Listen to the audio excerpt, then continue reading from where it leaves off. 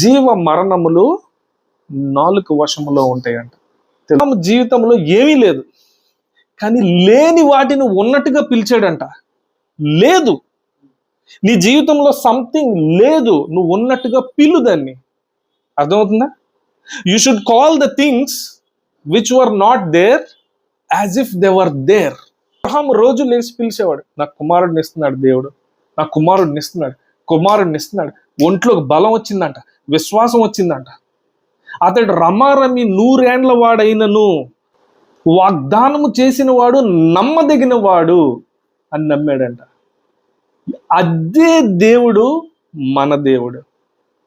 Abraham God is our God.